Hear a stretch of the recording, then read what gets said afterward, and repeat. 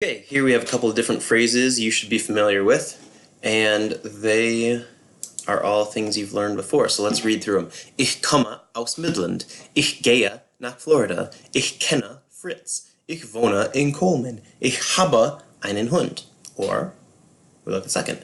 Du kommst aus Midland. Du gehst nach Florida. Du kennst Fritz. Du wohnst in Coleman. Du hast einen Hund. Oder hat eine Mutter. Sie kennt Fritz. Pia wohnt in Coleman. Geht nach Florida. Sie kennt meine Mutter. Gunther kommt aus Midland. Hat einen Hund.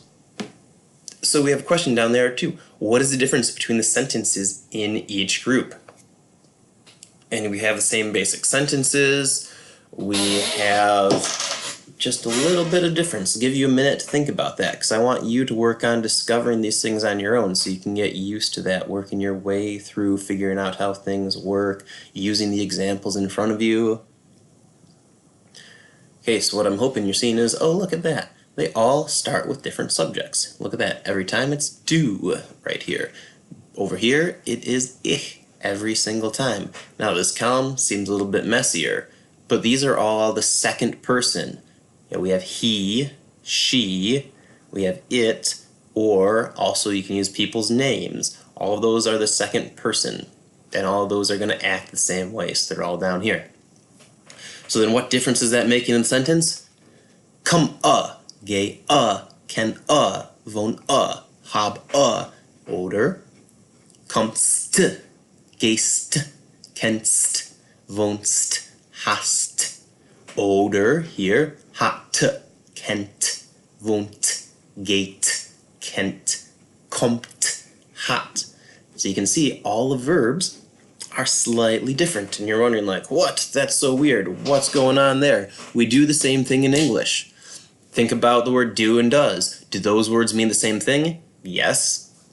Have and has, those mean the same thing too. Or what about is and am and are? Those all mean the same thing, even though you change the word a little bit each time. And just like in English, we know automatically when to do it. We don't think about it. We know that you say I do. We know that you say he does. Or I have, he has. In German, it's going to be the same thing. The form of the verb you're going to use is going to change just a little bit depending on your subject. And you're never going to mix and match those. Just like you never go around saying I does that, I be, or I are. And your German's going to be the same way. Each form goes with that subject, does it all the time. So you just have to work on learning what the ending is, and then you're going to apply that ending to the verb when you're talking.